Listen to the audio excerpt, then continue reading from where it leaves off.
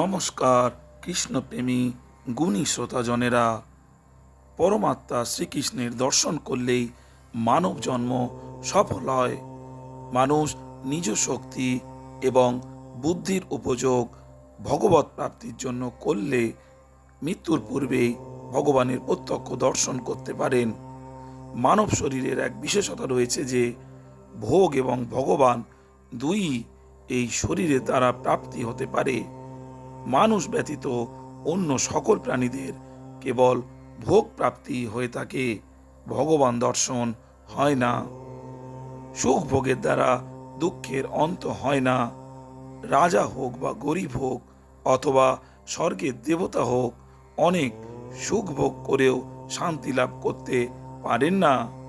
শ্রীকৃষ্ণ দর্শনে দুঃখের চির সমাপ্তি হয়ে থাকে।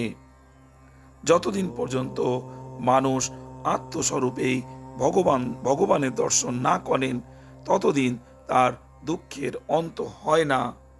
তাই শ্রীকৃষ্ণ দর্শনের ইচ্ছা রাখুন। ভগবানের দর্শন করার ইচ্ছা জাগ্রত হলেই পাপ ত্যাগ শুরু হয়। যখন সংসারের কোনো সুখ ভোগ করার ইচ্ছা জাগ্রত হয়, তখন পাপ কর্ম করা শুরু হয়।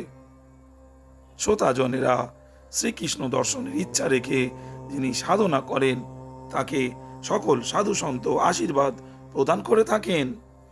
কিন্তু যিনি ভগবানকে ভুলে মায়াতে আবদ্ধ হয়ে পড়েন, তাকে কোনো সাধু সন্ত আশীর্বাদ প্রদান করেন না। আপনি ভগবানকে দর্শন করার ইচ্ছা রেখে সাধন ভজন করলে তাতে খুবই শান্তি লাভ করবেন। শ্রীরাম শ্রীকৃষ্ণ দর্শনের জন্য যিনি চেষ্টা করেন না, তাকে অন্তকালে খুবই দুঃখ ভোগ করতে হয়। ভগবানকে দর্শন করার ইচ্ছাকে শুভেচ্ছা বলা হয়।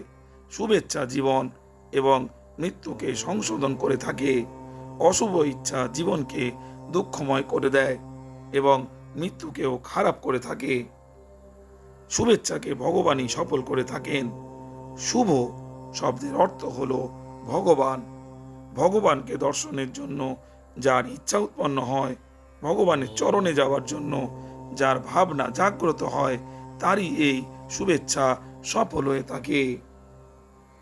শ্রোতাজনেরা, কোনো সাধারণ মানুষ যদি কখনো এরূপ ইচ্ছা রাখে যে এই জন্মে আমি কোটিপতি হয়ে যাব, তাহলে তা সম্ভব নাও হতে পারে। সেই ব্যক্তি খুব পরিশ্রম করলেও কোটিপতি হতে পারবে না।